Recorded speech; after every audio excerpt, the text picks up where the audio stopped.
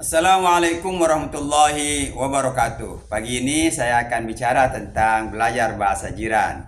Tulisan ini pernah dimuat di majalah Tempo.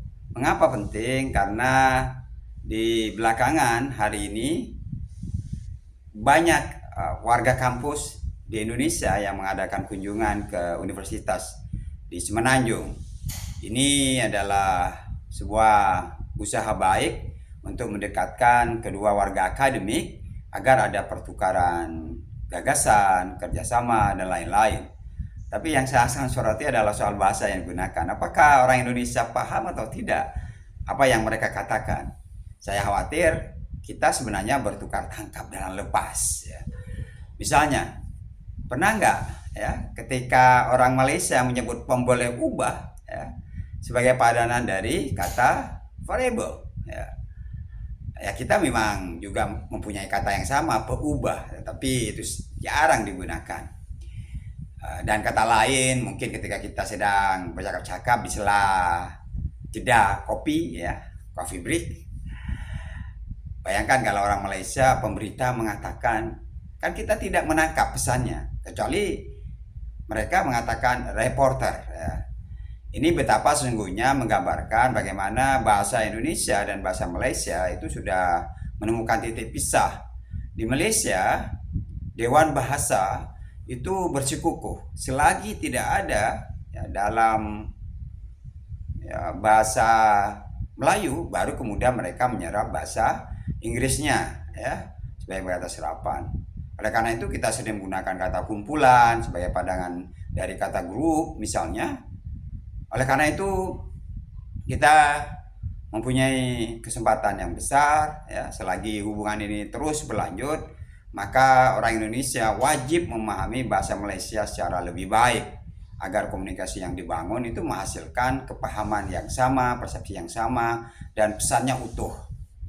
Bapak Ibu dan Ibu sekalian, yang perlu saya tekankan di dalam kesempatan ini juga adalah bagaimana kita bisa menggunakan media televisi untuk mendekatkan kita dengan bahasa jiran.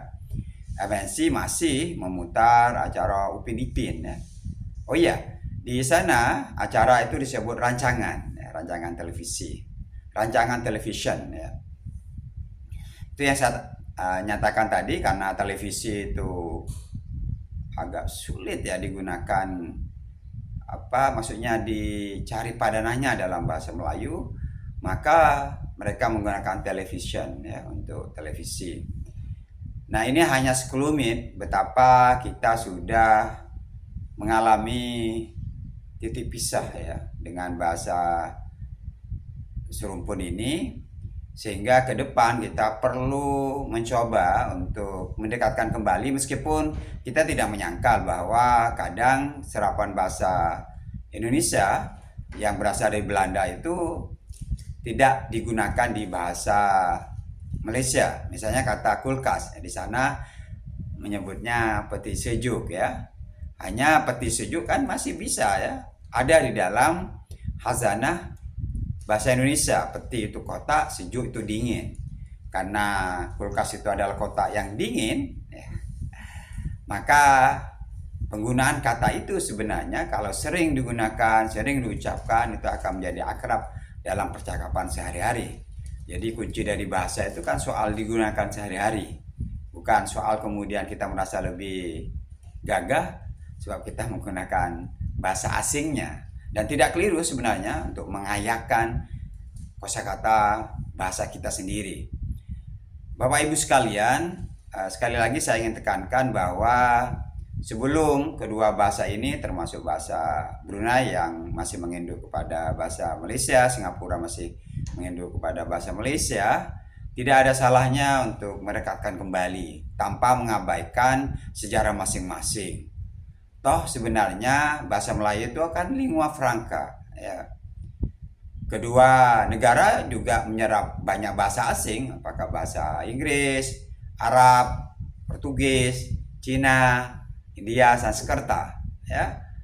Tapi dengan komunikasi yang baik, kita berusaha agar bagaimana bahasa-bahasa yang kita gunakan itu tidak ya semakin jauh ya. Karena bagaimanapun juga alam kenusantaraan itu mesti hadir untuk ya, mengukuhkan ide lebih besar. Kalau kita ingin memahami tetangga, maka kita akan menggunakan bahasa yang dipahami tetangga.